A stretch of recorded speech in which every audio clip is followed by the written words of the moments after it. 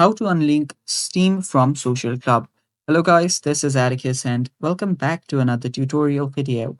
In today's video, I'll teach you guys how you can unlink Steam from Social Club.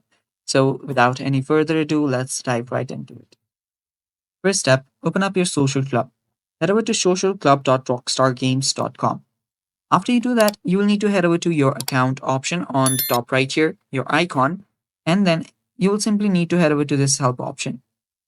Tap on this support and it should take you to another page right here. So wait for the page to load and there you will see different options. What you'll want to do is select account linking. Tap on account linking and you should be on this page right here. So what you'll need to do is if you want to unlink an account, all you have to do is press on this link option. So if you're linked to any account, all you have to do is tap on this option right here to unlink it from here.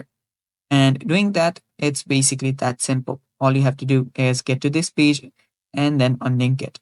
And that's all for today's video. Thanks for watching. Stay tuned for more upcoming tutorial videos and goodbye. Take care.